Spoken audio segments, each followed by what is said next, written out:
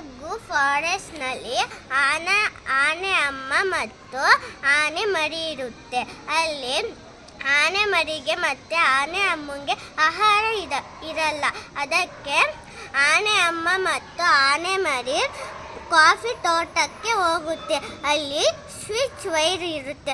ಅದಕ್ಕೆ ಆನೆ ಅಮ್ಮ ಸ್ವಿಚ್ ವೈರಿಗೆ ಕರೆಂಟ್ ಶಾಕ್ ಕೊಟ್ಟು ಸತ್ತೋಗ್ಬಿಡುತ್ತೆ. ಅದಕ್ಕೆ ಆನೆ ಮರಿ ಆನೆನ ಎಬ್ಬಿಸೋಕೆ ಪ್ರಯತ್ನ ಪಡುತ್ತೆ, ಆದರೂ ಎದ್ದೋಳಲ್ಲ. ಅದಕ್ಕೆ ನಾವು ಗಿಡನ ಕಡಿಬಾರ್ದು, ಗಿಡನ ನಾವು ಜಾಸ್ತಿ ಉಳಿಸ್ಬೇಕು.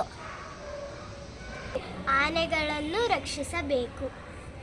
ಆನೆ ಅಮ್ಮ ಸತ್ತೋಯ್ತು, ಆನೆ ಮರಿ ಗೋಳೋಯ್ಕೊಂಡು ಅಳ್ತಾಯಿತ್ತು. ಅದಕ್ಕೆ ನಮಗೂ ಬೇಜಾರಾಯಿತು. ನಾವು ಜಾಸ್ತಿ ಗಿಡ ಮರಗಳನ್ನ ಉಳಿಸ್ಬೇಕು, ಗಿಡ ಮರಗಳನ್ನ ಕಟ್ ಮಾಡಬಾರ್ದು.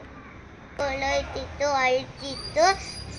ಅದಕ್ಕೆ ನಮಗೂ ಬೇಜಾರಾಯಿತು. ಅದಕ್ಕೆ ಗಿಡ ಮರಗಳನ್ನು ನಾವು ರಕ್ಷಿಸಬೇಕು ಮತ್ತು ಆನೆಗಳನ್ನು ರಕ್ಷಿಸೋಣ.